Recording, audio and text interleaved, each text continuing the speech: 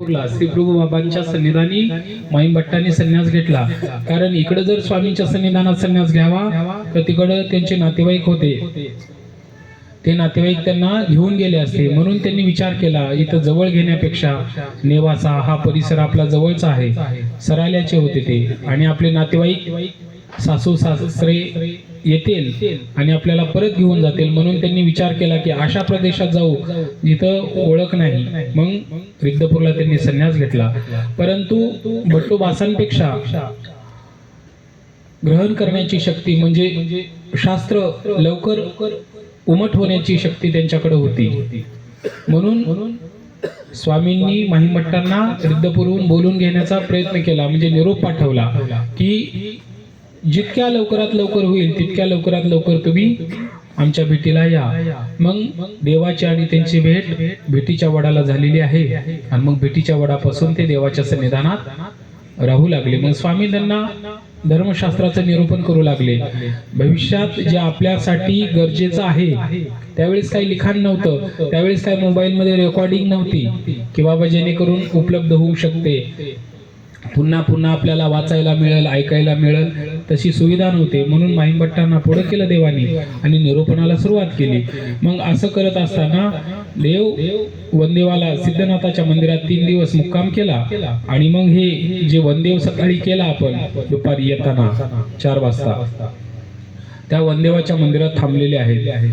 आणि मग स्वामींची प्रवृत्ती उदास झालेली आहे, आता उत्तरापंथी गमन करण्याची देवाची इच्छा झालेली आहे। मग एक दिवस माहीम भट्टा आणि भट्टोबास दोघं व्यापारासाठी बाहेर गेलेले होते, काही काम सांगितलं होतं देवानी आणि त्या व्यापारासाठी बाहेर गेलेले होते। मग बाईसा देवाची सेवा प्रतिदिनी करत असताना त्रिकाळ पूजा अवसर करायच्या। बाईसा देवाला वेळेवर भोजन देत होत्या। देवाचा जो वेळेचा काळ आहे भोजनाचा, त्या काळाच्या पुढे वेळ जाऊ देत नव्हत्या, म्हणजे इतकी काळजी बाईसा घेत होत्या। परंतु बाईसांनी नदीमध्ये उडी टाकली आणि आपल्या देहाचा त्याग केलेला आहे। कारण जे सेवेकरी आले होते, सेवक आले होते, त्यांनी सांगितलं की तुमच्या देवाचं अशानं असं झालं। मग बाईसांनी देहाचा त्याग केला। मग बाईसा सोडून गेलेले आहेत देवाला। मग सेवा कुणाकडे आली? औसाकडे आली।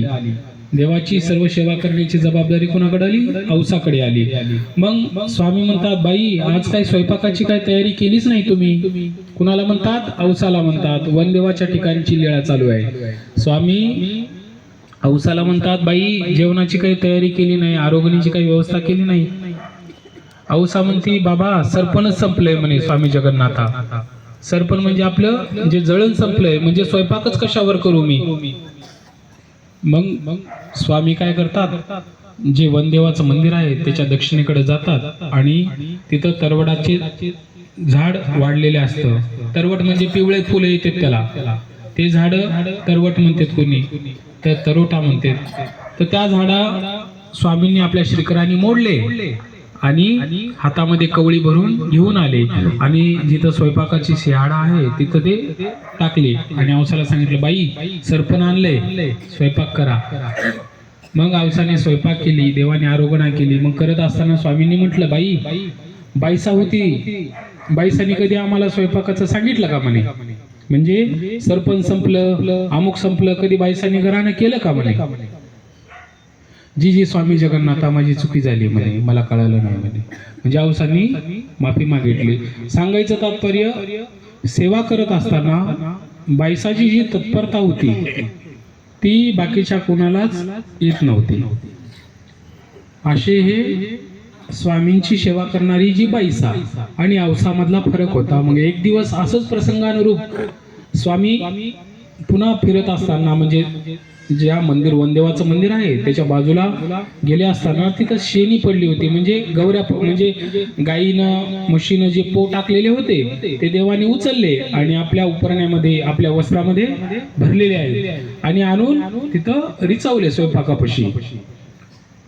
कारण औसानी पुन्हा पुन्हा म्हणायचं, पुन्हा पुन्हा आणण्यापेक्षा स्वामींनी देवाची उदास प्रवृत्ती झालेली, आता जायचंच आहे उत्तरापंथीला। कारण उद्धरणाचं कार्य देवाने घेतलेलं होतं जीवाच्या। मग अशा प्रसंगाच्या वेळेस ते शेणी गोळा केली, गौऱ्या गोळा केल्या आणि स्वयंपाकापाशी आणून त्या चुलीपाशी आणून टाकलेले आहेत। आणि तेवढ्यात भट्टोबासांनी ते पाहिलं बटुबासांनी पाहिलं आणि बटुबासाला मनामध्ये दुःख झालं. कसं दुःख झालं की बाबा बाईसा होती, देवाची काळजीपूर्वक सेवा करत होती, आपल्याकडनं तर ती घडलीच नाही. म्हणून ते दुःख करू लागले, बाईसाची आणि हंसाची बराबरी येईल का? मग स्वामी सांगतात, आता इतिशेने अभिमान सोडला म्हणे, आता आम्हीच अभिमान सोडलाय तर तुमच्याच्यानं काय होणार आहे? मग स्वामी सांगतात, काल आज असं तुम्ही पाहिलं, पण काल तुम्ही व्यापाराला गेले असताना आम्हाला हौसांनी सरपण आणायला लावलं, म्हणजे जळण आणायला लावलं. म्हणून स्वामींनी बटुबासांना सांगितलं. मग बटुबास रागावले. कुणावर? हौसावर. की बाई तुला कळतंय का म्हणे, तू काय सांगायली? मग ती म्हणली, स्वामी जगन्नाथा चुकलं, म्हणून तिनं पुन्हा बटुबासासमोर माफी मागितलेली आहे देवाची. अशा प्रकारे वनदेवाला देव होते. मग तिथून स्वामी सिद्धनाथाच्या मंदिरामध्ये कुठं आलेले आहेत? आपण जिथं आहोत ह्या मंदिरात आले. इथं स्वामी आऊट महिने म्हणजे 3 महिने स्वामी इथं सिद्धनाथाच्या मंदिरामध्ये राहिलेले आहेत. मग इथं असताना बटुबासांना असनिदान धर्म निरूपण केलेलं आहे, महिमभट्टांना असनिदान धर्म निरूपण केलेलं आहे, आणि महादाईसाला असनिधान म्हणजे मी गेल्यानंतर देवाच्या सन्निधानात आपण असताना ते सन्निधान म्हणायचं, आणि देव गेल्यानंतर असनिधान म्हणायचं. म्हणजे त्यांच्या सानिध्य आपल्याला लाभलं नाही, त्याला आपण असनिधान म्हणायचं. त्या असनिधानामध्ये कसं राहायचं म्हणून देवानी महादाईसाला पण निरूपण वेगळं केलेलं आहे एका लेळेमध्ये, बटुबासांना वेगळं निरूपण केलेलं आहे, आणि महिमभट्टांना वेगळं निरूपण केलेलं आहे. मग बटुबासांना मुख्य करून स्वामी निरूपण करताना म्हणतात, तुमच्याकडे काही द्रव्य आहे का? द्रव्यावर काहीतरी उपयोगी जाईल असं एक तुम्हाला काम सांगतो म्हणे. स्वामी कुणाला म्हणतात? बटुबासांना. बटुबास म्हणतात, देवा मी तर सर्व सोडून तुमच्या सन्निधानात आलोय, माझ्याकडे काहीच नाही, द्रव्य काहीच नाही, आणि तुम्हाला हे तर माहित आहे, तरी तुम्ही का सांगता म्हणे मला? स्वामी म्हणतात, तू उभा ठाकलासीची पुरे. तुम्ही जर एखादं कार्य करायला लागले, धार्मिक कार्य, तुम्ही नुसतं उभा जर राहिले तर ते सिद्धीला कोण नेते? परमेश्वर नेतात. तुम्ही एकटे काही करू शकत नाही. तुम्ही जर म्हटले एखादं धार्मिक कार्य करायचंय मला, तर तुम्ही जर उभा राहिले तर ते परमेश्वर सिद्धी नेतात.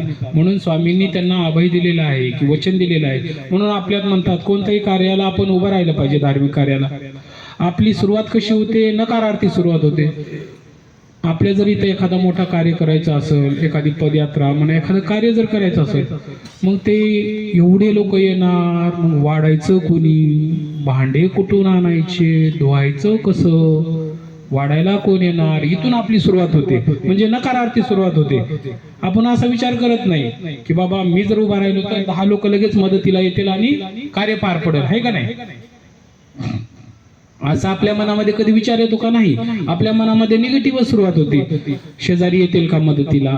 म्हणून स्वामींनी सांगितलं, तू एकटा जरी उभा राहिलास तर 10 लोक मदतीला, त्यांची सुबुद्धी घडवून पदयात्रेची सुरुवात जी होते, जे नियोजन करताना जर त्यांनी विचार केला कोण आपल्याला मदत करेल, कोणाच्या वस्तीवर जावं, कोण करेल, होईल का? नाही होणार. जर तुम्ही उभा राहिले, ही मंडळी उभा राहिली, तर हे सर्व नियोजन होतंय. एकट्यानं जर म्हणलं तर होत नाही, परंतु देवाचं साह्य असतं. म्हणून बटुबासांना देवाने सांगितलं, तू उभा ठाकलासीची पुरे, सिद्धी ते इथून चिनी येईल की. म्हणून देवाने त्यांना निरूपण केलं. मग महिमभट्ट जवळ होते. महिमभट्ट म्हणतात, देवा माझ्याकडं भरपूर द्रव्य आहे, माझ्या घरी भरपूर द्रव्य आहे. मी मातीच्या ढेकळावर पाणी टाकलं आणि तो विरघळला, आणि तवाच विचार केला आणि मी रिद्धपूरला निघून गेलो. या शरीराचं काही खरं नाही. त्या मातीचा ढेकूळ जसा विरघळला तसं जर आपलं शरीर झालं तर काय करावं? म्हणून तिथूनच ते रिद्धपूरला गेलेले होते, घराकडे गेलेच नाही.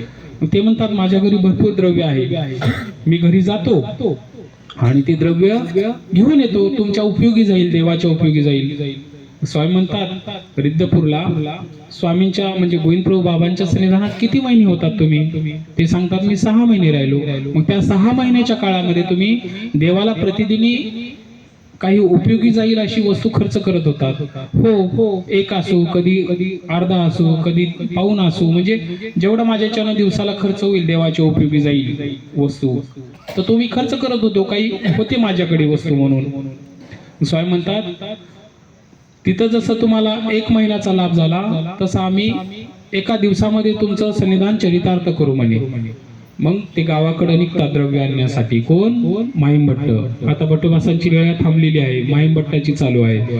माहीमभट्ट कुठे जातात? सराल्याला जातात. नातेवाईकांना, घरच्यांना म्हणतात मला द्रव्य पाहिजे.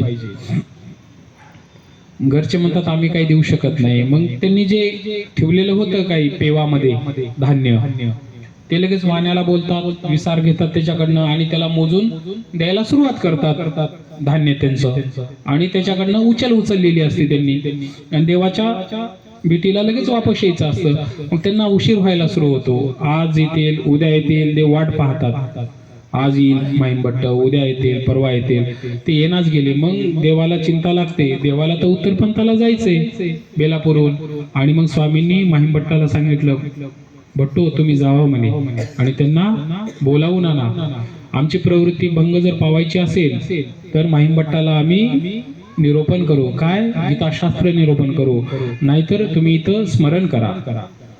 मग ते म्हणतात ठीक आहे. मग भट्टोबास देवानी सांगितलेलं वचन पाळायचे. जेवढं सांगितलं तेवढंच काम करत होते, त्याच्या व्यतिरिक्त करत नव्हते. मग ते गेले. माहीमभट्ट तिथं बसलेले आहेत त्या वाण्यासोबत. ते धान्य मोजून देणं चालू आहे, सर्व व्यापार चालू आहे.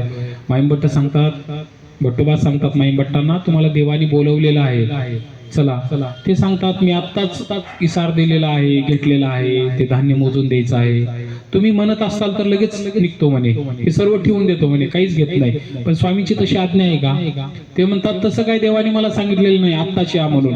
फक्त देवाने सांगितलं तुम्हाला घेऊन या म्हणून, निरोप द्या म्हणून सांगितलं. आणि मग भट्टोबास वापस निघतात. आणि देव लिंबातळी आसन असतं देवाला, बाहेर बसलेले आहेत स्वामी. आणि भट्टोबास येत असताना पाहतात की आज जे कामासाठी आपण पाठवलेलं आहे, कुणाला? भट्टोबासांना. ते भट्टोबास करून आलेत, परंतु ते काम पूर्ण झालेलं नाही. म्हणजे माहीमभट्ट काही सोबत आलेले नाहीत. भट्टोबासांचा पाय काही व्यवस्थित चलताना दिसत नाहीये. म्हणजे असे थकल्यावनी, आनंदात येणं आणि थकल्यास येणं एक वेगळंच चेहरा दिसतो. तसं भट्टोबासांचा चेहरा दिसत आहे. आणि मग स्वामी म्हणतात आज काही काम झालं नाही. मग भट्टोबास देवाला दंडवत करतात आणि मग विचारतात, क्षमार्था. भट्टोबास सांगतात मी त्यांना भेटलो, परंतु ते काही येऊ शकले नाही. त्यांनी ते धान्य वाण्याकडे ठेवलेलं आहे, पैसे घेतलेले आहेत आणि तुमच्या भेटीसाठी येणार आहेत. परंतु मी ज्या तत्परतेनं देवाने सांगितले होतं ती तत्परता त्यांनी दाखवली नव्हती, म्हणून माहीमभट्ट काही आलेच नाहीत. आणि माहीमभट्टाची आणि देवाची शेवट भेट झाली नाही. नाहीतर देवानी त्यांना गीताशास्त्र निरूपण केलं असतं आणि देवाची प्रवृत्ती भंग पावली असती. मग अशा प्रकारे माहीमभट्ट भट्टोबास देवाच्या सन्निधानी राहू लागले. मग एक दिवस प्रसंग असा होता की औसाला काही स्वयंपाक जमत नव्हता. औसा कशी तरी आपलं ओबडधोबड भाकर भाजी बनवायची. मग भट्टोबासांना वाटलं की लकुबाईसा आहे, त्यांचीच नातेवाईक लकुबाईसाला त्यांनी विनंती केली. लकुबाई म्हणे तू देवाचा स्वयंपाक करत जा. बाईसा होती, बाईसा करत होत्या, आता तू तरी कर. त्या औसाला काही जमत नाही, कसा तरी स्वयंपाक करते. लकुबाईसाचं आणि भट्टोबासांचं भांडणं झालेलं होतं पहिलं. कुठं? चकलांब्यापासून शक्त्याच्या जवळ भांडणं झालं होतं. मग लकुबाईसा म्हणली काय बोलायला तयार नाही. मग त्यांनी हात जोडले आणि तिला सांगितलं देवाचा तरी स्वयंपाक करायला तयार हो, परम लाभ तुला मिळेल म्हणे. देवाचा स्वयंपाक, रोजच्या आरोग्याची तयारी तुझ्याकडे यायली म्हणे, सेवा ती तरी घे. म्हणून त्यांनी तिला हात जोडले. मग तिनंच बळच वरच्यावर म्हणली हो म्हणली. परंतु बघ तुला सांगते म्हणे मी, बाईसा सारखा मला काही स्वयंपाक येणार नाही. परंतु आता भट्टोबासांचं कसं होतं, घोडं आडलं होतं, म्हणून त्यांनी तिला हात जोडले. कुणाला? लकुबाईसाला. कारण भट्टोबासही स्वयंपाक करू शकत होते, कारण ते पुरुषार्थी होते. भट्टोबास स्वयंपाक करून देवाला खाऊ घालू शकले असते, परंतु त्यांना रोज आब्जन करायला जावं लागायचं. कारण उद्याच्या स्वयंपाकाची व्यवस्था आधी तयार करावं लागेल ना. काही डाळ दाणा कुठून कोणाच्या घरून तरी मागून आणावं लागेल, म्हणून दळून आणावं लागेल, म्हणून ते आबजवण्यासाठी जात होते.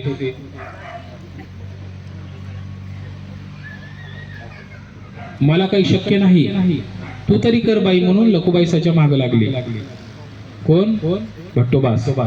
मग तिनं बळ सांगितलं हो जाते म्हणे, परंतु मला काही बाईसासारखं करता येणार नाही. तिनं स्पष्ट सांगितलं. मग बाईसाची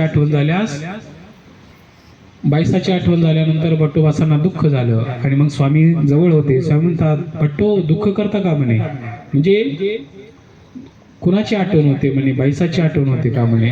बाईसाबद्दल अप्राप्ती करताय का म्हणे? अप्राप्ती निमित्तके दुःखाच्या राशी नसती. म्हणजे एखाद्या वस्तूबद्दल आपण अप्राप्ती पाहायला सांगितली देवाने. 7 पदार्थाची अप्राप्ती सांगितली. स्थान, प्रसाद, भिक्षुक, वासनिक, शास्त्र, ईश्वर प्रसाद, सेवा, हे 7 जे पदार्थ आहेत त्याची अप्राप्ती देवानी, म्हणजे हे मला कधी मिळेल, कधी भेटेल, बेलपूरचं स्थान मला कधी होईल, कधी होईल, म्हणून आपण अप्राप्ती भावली पाहिजे. आपण काय म्हणतो, आपण एका पदयात्रेत ते स्थान केलेलं आहे बेलापूरचं, मी केलंय म्हणतो, आता त्या रस्त्याला जायचं नाही, आता दुसरी पदयात्रा म्हणजे दुसरीकडे जायचं म्हणे. आणि एकदा केलं की तुमचं कायमचं झाल्यासारखं तुम्हाला भासतं. म्हणजे डोमेग्राम केलं, बेलापूर केलं, आणि त्या 5 वर्षापूर्वी केलं होतं, 10 वर्षापूर्वी, आता तिकडे जायचं नाही म्हणतात. ते लोक दरवर्षी वारीला पंढरपूरला जातात का नाही? कधी म्हणतात का? आई पंढरपूर गेल्या वर्षीच केलं होतं म्हणतात कधी? पण तुमच्या तोंडात आम्ही जर म्हणलं चला पदयात्रेला, इकडची पदयात्रा आहे डोमेग्राम, नेवासा, आई ते झालेलं आहे बाबा म्हणतात. काय म्हणता तुम्ही? इथूनच सुरुवात करता बाबा, ते झालेलं आहे. म्हणून देवाने सांगितलं 7 पदार्थाची अप्राप्ती पावली पाहिजे की बाबा मला कधी होईल. जर आपला जवळचा पाहुणा, प्रेमाचा जर पाहुणा जर आला, आपण आज जरी आला आणि पुन्हा 4 दिवसांनी जरी आला, आपली आई येऊ द्या, वडील येऊ द्या आपल्या गावाला, तर लगे किती आनंद होतो आपल्याला. पुन्हा काय दुःख वाटतं का? मागच 4 दिवसापूर्वी भेट झाली या पाहुण्याची, काय भेटायचं त्याला म्हणतो का आपण? तिथं किती प्रेम वाटतं आपल्याला. मग स्नान करत असताना आज जरी केलं, उद्या जरी केलं, तरी तितकाच आनंद वाटला पाहिजे. लीळा सांगत असताना हीच लीळा 8 दिवसांनी जरी सांगितली तरी त्याच्यात ती गोडी आहेच ना, देवाचं चिंतन आहेच ना. पण आपण म्हणतो नाही बाबा, ते स्थान का नेवाशाचं मागच्या वेळेस केलेलं आहे, आता काय तिकडच्या रस्त्याला आम्हाला त्या रूटला यायचं नाही. दुसरे कोणते स्थान आहेत का ते सांगा, आम्ही तिकडे येऊ म्हणतात. परंतु देवाने अप्राप्ती भावायला सांगितली. मग भट्टोबास दुःख केले आणि भट्टोबास व्यापारासाठी निघून गेले. मग व्यापार करून आल्यानंतर लकुबाईसाला विचारतात, बाई देवाला आरोग्य झाली का? लकुबाई म्हणते झाली. मग काही प्रसाद ठेवलेला आहे का? मग तो प्रसाद, देवाचा उरलेला प्रसाद भट्टोबास जेवायला बसले तर ती भाकर करपलेली होती, भाजी, आळणी, म्हणजे स्वयंपाक लकुबाईसांना जीव लावून नाही केलेला, उग सांग काम्या असा पद्धतीने लकुबाईसांनी तो स्वयंपाक केलेला. मग भट्टोबासांना अजून डबल दुःख झालं की किती अवघड आहे म्हणे, तिला देवाची सेवा घडायली. कारण बाईसा असताना बाईसा कोणाला देवाच्या सेवेमध्ये जाऊ देत नव्हत्या, कळालं का? म्हणजे देवाची जशी यथायोग्य सेवा पाहिजे ती बाईसाला जमत होती, बाकीच्यांना जमली नाही. म्हणून लकुबाईसाबद्दल पुन्हा अजून दुःख करायला लागले. कोण? भट्टोबास. अशा प्रकारे लकुबाईसालाही देवाची सेवा घडली नाही. मग एक दिवस मादाईसा देवाच्या सन्निधानामध्ये इथं आल्या, कारण मादाईसा टोके गव्हाणला आल्या होत्या देवाच्या भेटीला. प्रवरा संगम आपण जिथं मुक्काम केलता तिथून मादाईसा गेल्या होत्या गावाकडं आणि मग स्वामींच्या सन्निधानात पुन्हा आलेल्या आहेत. मग देवाच्या भेटीला आल्यानंतर इथं देवाच्या सन्निधानात राहायला लागल्या आणि मग स्वामींची अवस्था पाहिली.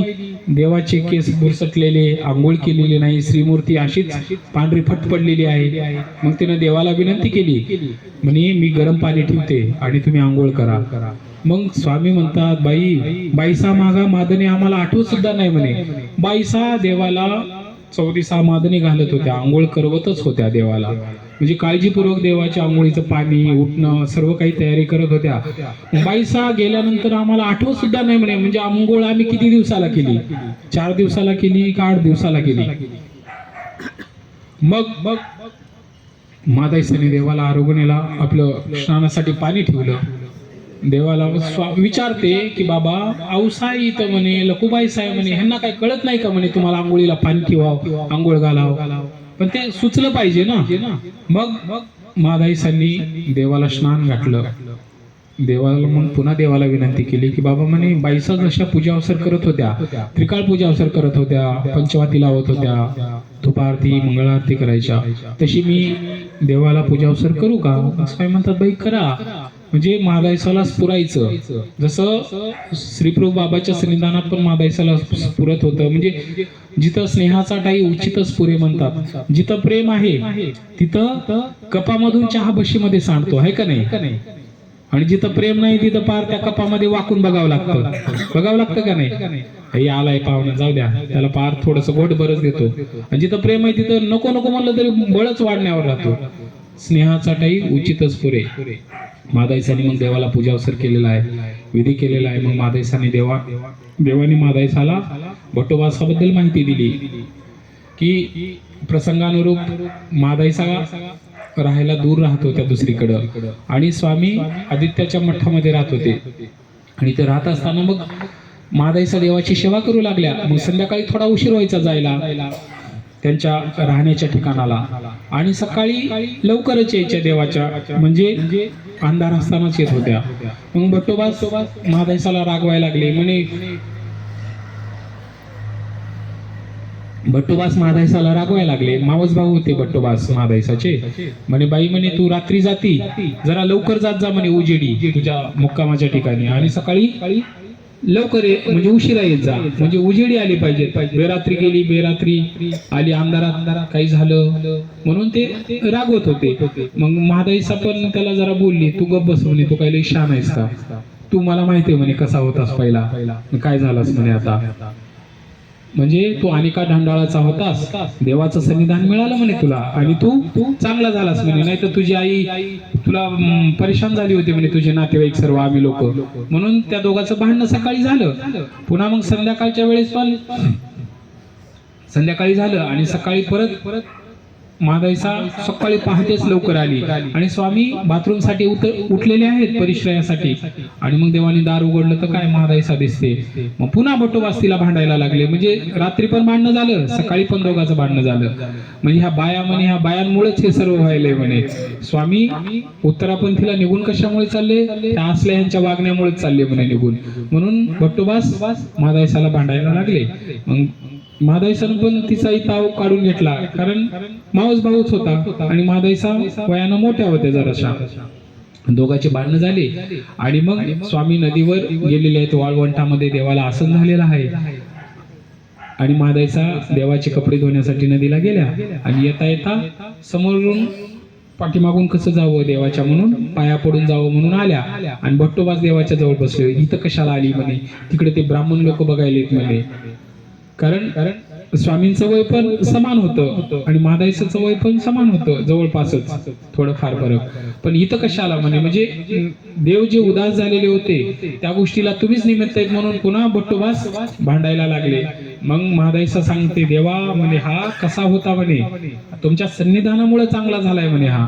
बाई म्हणे आता हा इतीचा झाला असे म्हणे.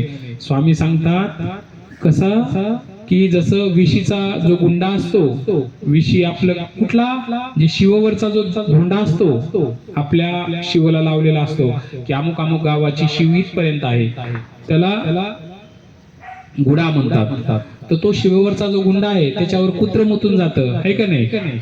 शिववरच्या गुंड्याला कुत्र मुततं. कधी आपण जाता येता चिखल लागला चपलीचा की आपण त्या दगडावर काय करतो, चिखल काढतो. कोणी उभा राहतो त्या दगडावर, उंच असतो जरासा, त्याच्यावर आपण उभा राहतो. परंतु एकाला बुद्धी सुचते, त्यानं काय करतो, त्याला शिंदूर लावतो त्या दगडाला. कोण्या दगडाला? शिववरच्या दगडाला, घोड्याला शिंदूर लावतो, तेल लावतो. मग येता जाता लोक त्याच्या पाया पडायला लागते. कोण्या दगडाच्या?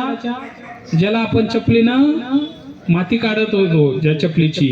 पुन्हा कुत्र मुतत होतं जाता येता, डुकर मुतत होते, त्याला त्यानं शिंदूर लावतो. आणि मग आपण ती जी मंडळी आहे ती त्याची भजन पूजन उदबत्ती नैवेद्य सुरू होतं. मग तिथं देवतेचं सामर्थ्य येतं. मग ती देवता कुणाचं नवस जाप्य पूर्ण करायला सुरुवात करते. तसा हा इतीचा आहे म्हणे. हा कसा होता पहिल्याचा तुला माहिती आहे म्हणे. कुणाला? मादाईसाला स्वामी सांगतात हा इथून आम्ही पवित्र बनवलेला आहे. मग आता ह्याच्या सन्निधानात तुम्हाला राहायचं आहे, कारण आम्ही गेल्यानंतर इथेच सन्निधान आमचं तर तुम्हाला मिळणार नाही, परंतु आता ह्यांच्या सन्निधानात तुम्हाला राहायचं आहे. म्हणून स्वामी त्यांना मादाईसाला शिक्षा पण करतात की हा इतीचा झाला असे, आता ह्याला तुम्हाला बोलायचा अधिकार नाही. याच्यापासून सातापाचाला बोध होणार आहे. आमच्यापासून एका दोघाला झालाय, परंतु ह्याच्यापासून भरपूर मंडळींना शास्त्र निरूपण होणार आहे, धर्माला लागणार आहेत. म्हणून देवानी त्यांची महती सांगितली. मग मादाईसाच्या मनामध्ये आलं की देवाने ह्याला आपण्या समान केला म्हणे, म्हणजे ह्याला आपल्या बरोबरीला नेऊन बसवलेला आहे. आता हा उच्चपदी बसलेला आहे, आता आपल्याला ह्याच्या पायात पडावं लागणार आहे, ह्याला मानावंच लागणार आहे. म्हणून महादाईसाच्या मनामध्ये चांगले विचार आले आणि अशा प्रकारे महादाईसा भट्टोबासाच्या पुढच्या काळामध्ये सन्निधानात राहू लागल्या होत्या. सांगायचं तात्पर्य, ज्या वेळेस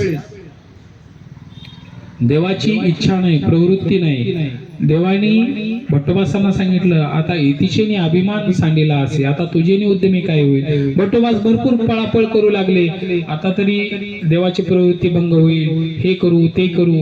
कारण इथं निरूपण 7 अहोरात्र देवानी निरूपण केलेलं आहे. कारण स्वामी निघून जाणार होते, काही शास्त्र राहील अपूर्ण, म्हणून महादाईसा विचारायच्या, माहिमभट्ट विचारायचे, भट्टोबास विचारायचे आणि मग देवानी सारखं शास्त्र निरूपण केलेलं आहे. इथं सर्वात जास्त शास्त्रार्थाची चर्चा झालेली आहे, जिज्ञासा झालेली आहे. महादाईसांनी जिज्ञासा केली, देवानी ज्ञानांकुश आख्यान सांगितलेलं आहे. इथं महादाईसा पुराण ऐकायला जात होत्या आणि त्या पुराणामध्ये त्यांनी ज्ञानांकुश एक महात्मा होता त्याचं आख्यान ऐकलं आणि मग स्वामींना येऊन विचारतात. स्वामींना म्हणतात, देवाला म्हणतात एक अन्य संन्यासी आहेत म्हणे, त्यांची मी कथा ऐकली, त्या कथेमध्ये सांगितलं की त्यांच्यासारखेच गावातल्या लोकांना मुलं होत होते म्हणे. कुणासारखे? त्या संन्यासी महात्म्यांसारखे. मग गावकऱ्यांनी विचार केला, हे भ्रष्ट झालेले आहेत, ह्यांच्यापासून मुलं होत आहेत असं समज झाला आणि मग त्यांना शिक्षा पण करण्यासाठी सर्व तयारीला लागलेले आहेत. अन्य संन्याशाला संपूर्ण गाव, हे शास्त्रामध्ये कथा आलेली आहे आणि ती महादाईसा स्वामींना सांगत आहे. असं कशामुळे देवाला विचारत आहे, हे खरं आहे का? मग स्वामी सांगतात बरोबर आहे बाई. मग काय झालं, ते गावकरी मंडळी मिळाले आणि त्यांना शिक्षा पण करण्यासाठी त्यांनी सर्व तयारी केलेली आहे. परंतु त्या सामर्थ्यानं, त्यांच्याकडं सिद्धी सामर्थ्य असेल आणि त्या सामर्थ्यामुळे त्यांच्यावर काही तो प्रभाव होऊ शकला नाही. मग गावकरी मंडळींनी सर्वांनी समजलं की ही ईश्वर पुरुष आहेत, म्हणजे यांच्यापासून हे काही घडलेलं नाही, म्हणून आपण जे विचार केलेला आहे हा वाईट विचार, हा चुकीचा आहे, म्हणून सर्व मान्य झाला आणि मग त्यांना सोडून देण्यात आलं. मग त्या संन्यासी महात्म्यानं काय केलं की वेस जी होती गावाची, त्या वेशीपाशी 2 दगडाचे गाईचे जे हे बैल असते ते तयार केले, एक गोरा केला आणि इकडचा एक पिवळसर केलेला आहे. मग येता जाता गाई बुजायच्या, येता जाता त्या दगडाला पाहायच्या आणि बुजायच्या आणि त्यांना तसेच वासरं व्हायला लागले. मग त्यानं ते प्रत्यार्थ आणून दाखवलं. त्या ज्ञानांकुश जो महात्मा होता त्यांनी गावकऱ्यांना प्रत्यक्ष म्हणजे अनुभवाला आणून दाखवलं की असं आहे, आमच्याकडे बघून आमच्या दर्शनानं होत असते. म्हणजे मनामध्ये मग आपण म्हणतो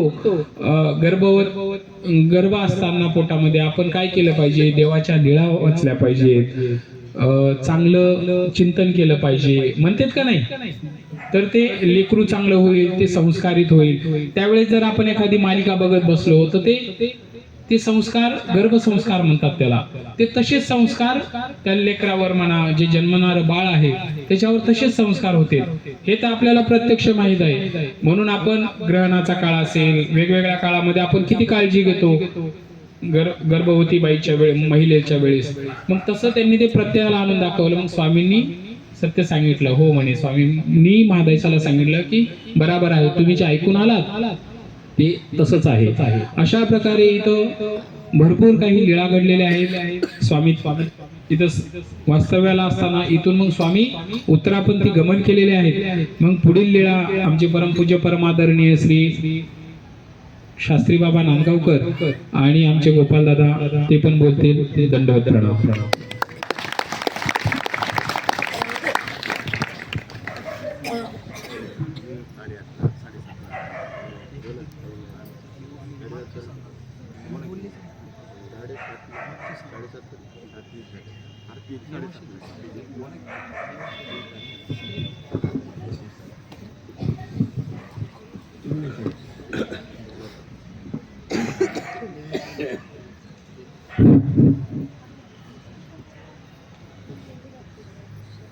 सर्वज्ञ श्री चक्रधर स्वामी की जय।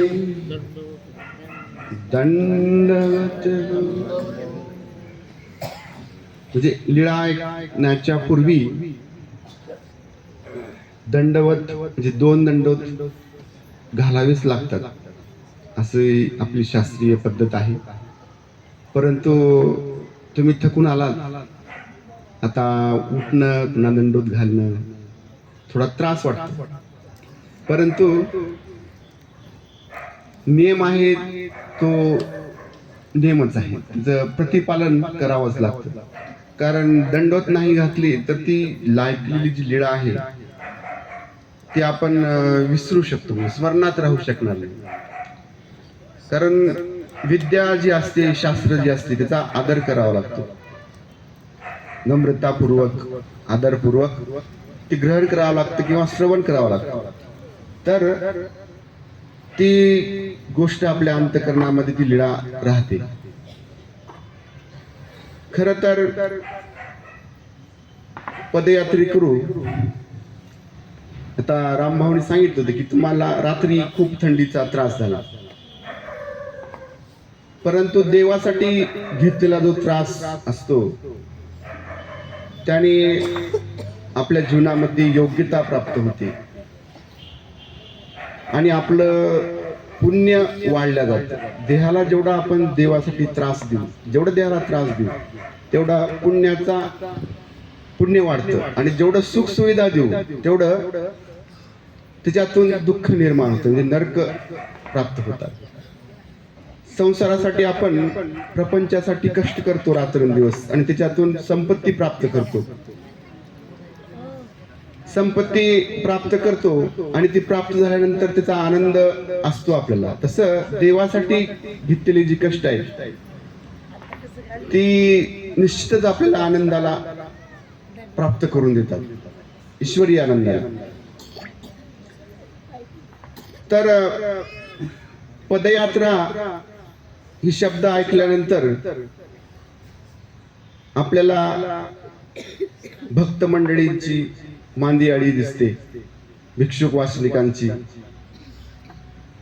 पदयात्रामध्ये ही सर्व गोष्टी सामावलेल्या आहेत. स्थानवंदन, ज्ञान श्रवण ही डोळ्यासमोर लगेच येते, कारण अनेक विविध पदयात्रा आहेत, आपली आहे, अनेक पदयात्रा आहेत. तर पदयात्रेचा शब्द ऐकल्याबरोबर आपल्याला ह्या गोष्टीचं मनन झालं पाहिजे, ते डोळ्यासमोर दिसते. अशी ही खूप महत्वाची ही पदयात्रा आहे आपली, की ह्या साधनेतून, ह्या पदयात्रेच्या माध्यमातून आपल्याला ही लाभ प्राप्त होतो, पुण्य प्राप्त होतं, गोमट प्राप्त होतं, योग्यता प्राप्त होते. म्हणून ह्यासाठी आम्ही मग पदयात्रा होण्याच्या अगोदर आपण पत्रिका घेऊन जातो आम्ही पदयात्रेला. चला मग ही वासनिक बंधू भक्त मंडळी काही कारण सांगतात की आम्हाला पदयात्रेला आम्ही काही येऊ शकत नाही, यावेळेस वेळ नाही, हे काम आहे, ते काम आहे. ही वेळेचं आणि कामाचं कारण सांगतात, परंतु वेळ ही फार महत्वाची आहे आपल्या जीवनामध्ये. तो क्षण काळ, जसं उत्तर पत्रिकेमध्ये शाळेमध्ये विद्यार्थ्यांना प्रश्न येतोय की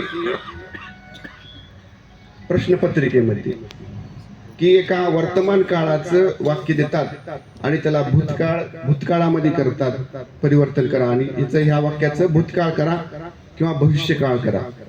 तर त्या उत्तर पत्रिकेचा वरचा जो प्रश्न आहे तो आपला प्रश्नपत्रिकेचा, तो उत्तर पत्रिकेमध्ये त्याचा काळ बदलता येतो. त्या प्रश्नपत्रिकेचं जी वाक्य आहे एखादं वर्तमान काळातलं, त्याला भूतकाळामध्येही करता येतं आणि भविष्य काळामध्येही करता येतं. ही त्या पत्रिकेमध्ये फक्त त्या उत्तर आणि प्रश्नपत्रिकेमध्येच करता येतं, पण वास्तविक जीवनामध्ये काळ आपल्याला बदलता येत नाही. आपल्याला भूतकाळ जो आपला जीवनातला जो काळ निघून गेलेला आहे तो परत आणता येत नाही आणि भविष्य आपल्याला समजत नाही. त्यामुळं जेव्हा आपल्याला आपल्या जीवनामध्ये काही धार्मिकतेची पदयात्रेची संधी मिळते किंवा ही पदयात्रा संत लोक काढतात, त्यावेळेस त्याला ही कारण सांगणं योग्य नाही. त्याचा लाभ घेतला पाहिजे, कारण काळ परत येत नसतो आणि पुढे आयुष्याचं काही आपल्याला, आयुष्य म्हणजे एक पाण्याचा बुडबुडा आहे, कधी ह्याचा अंत होईल, कधी संपेल ही काही सांगता येत नाही. म्हणून या पदयात्रेच्या माध्यमातून आपल्याला ही संत मंडळी या ठिकाणी संत ज्ञान सांगतात. तर आता या ठिकाणी ह्या बेलापूर मध्ये आपण ही पदयात्रा पोहोचलेली आहे. इथली लीळा श्रीधरदादांनी अतिशय विस्तारपूर्वक चांगल्या प्रकारे आपल्याला ती श्रवण करवलेली आहे. तर या ठिकाणी जेव्हा स्वामींचं 3 महिने वास्तव्य होतं, त्यावेळेस देवानी या ठिकाणी भट्टोबासांना मुख्य करून असंख्य ध्यान निरूपण केलं. म्हणजे विचार आणि आचार पर शास्त्राचं देवानी भट्टोबासांना शास्त्र निरूपण केलं. देव असताना धर्म असतो, परंतु देव गेल्यानंतर जे धर्म कसा चालावा, त्याचं आचरण कसं करावं, ह्याचं ज्ञान देवानी भट्टोबासांना सांगितलं. जसं भगवंतानी श्रीकृष्ण महाराजांनी अर्जुनाला निमित्त करून गीता सांगितली, तसं भट्टोबासांना ही निमित्त करून ही आचार आणि विचार पर शास्त्राचं निरूपण देवानी या ठिकाणी ह्या बेलोपुरामध्ये केलेलं आहे.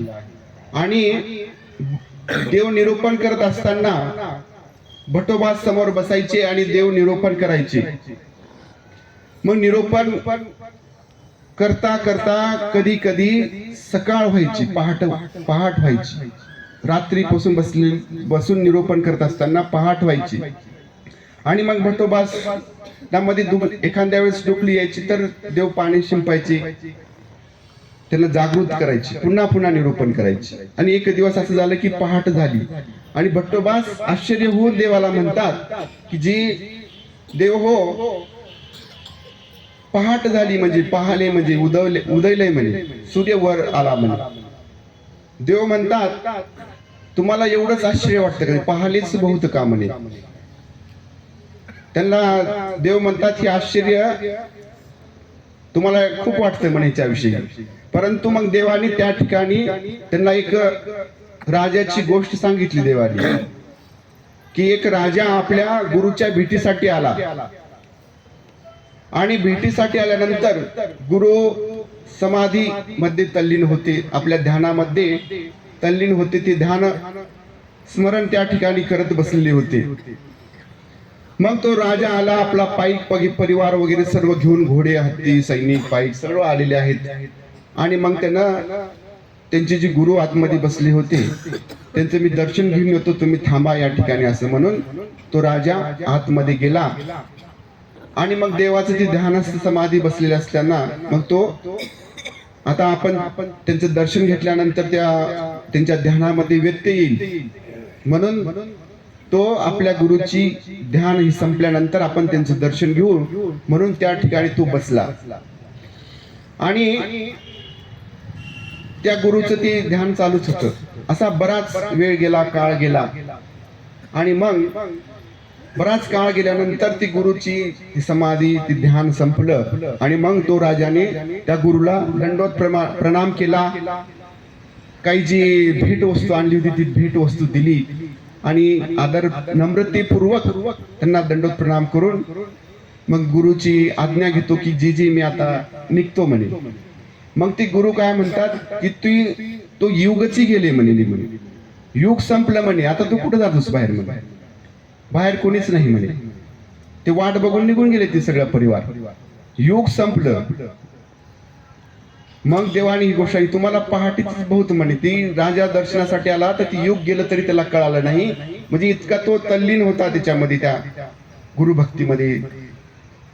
मग ही महादाईसाला सांगितलं. महादाईसा म्हणतात ती कोण होती तर ती देवच होती जिथं दर्शनासाठी आलेले, म्हणजे ज्यांचं दर्शन घेतलं, जी राजाची गुरु होते ते ईश्वरीय अवतार होते असं देव पुन्हा सांगतात. तर तसं आपण ही पदयात्रेमध्ये आलो तर आपल्याला ही 10 दिवस म्हणजे बहुत वाटते, खूपच वाटते. तुम्ही म्हणता आता केव्हा आपण घरी जाऊ 10 दिवस संपल्यानंतर, 9 दिवस संपल्यानंतर.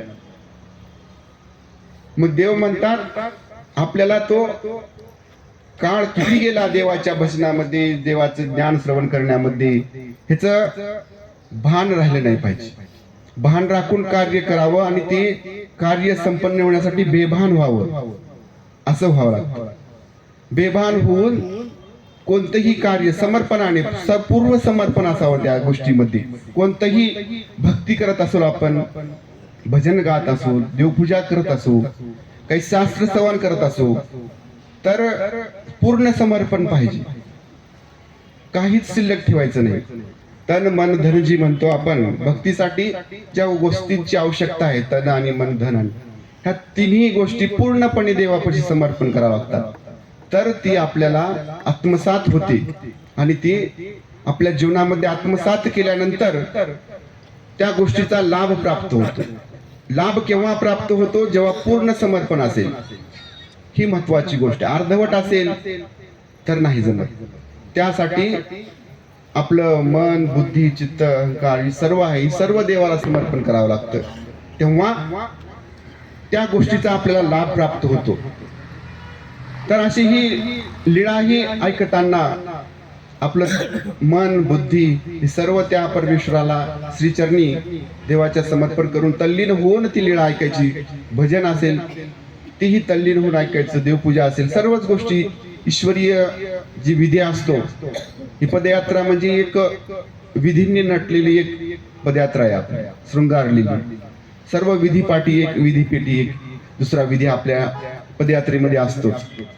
पूजा अवसर, देवपूजा, प्रसाद वंदन, स्थान दर्शन, ही विधी आपल्याला, मग ह्या विधीचा आपण पुरेपूर फायदा घेतला पाहिजे. तर अशी, आणि आता सर्वात महत्वाची लीळा इथली वज्रीची लीळा आहे, जी महादाईसांनी जीवनभर पर्यंत ती लीळा आठवली. अशी सर्वात महत्वाची ही लीळा या ठिकाणी घडलेली आहे. देव या ठिकाणी पूर्वाभिमुख बसून वट्यावर बसले होते. सकाळची वेळ होती, सकाळची कवळ ऊन पडलेलं होतं देवांची. आता ही लीळा फार महत्वाची आहे. स्मरण करता महादाईसांनी जीवनभर ही लीळा आठवली. ह्या लीळेतून ही योग्यता जी आहे, ती साध्यपर योग्यता प्राप्त होती. अशी फार महत्वाची लीळा आहे. म्हणून ही लीळा आपण ध्यानात ठेवली पाहिजे. तर देव ओट्यावर बसलेले आहेत पूर्वाभिमुख. सूर्यप्रकाश सकाळचा कवळ ऊन पडलेला आहे. देवांचा जो उपर्ण होतो, सुडा, आपलं सुडा जी आहे देवांचा उपर्ण, एक सोगा एकीकडे पडलेला, एक सोगा एकीकडे पडलेला आहे. आणि त्या कोवळ्या उन्हामध्ये, त्या ओतपळीमध्ये देवांची सुंदर अशी मूर्त आपल्याला दिसत आहे. तर आता राहिलेली जी लीळा आहे ती आपण नंतर, आरतीचा टाइम झालेला आहे, आपण आरती करूया, नंतर लीळा ऐकूया. श्री गोपाल कृष्ण महाराज की जय.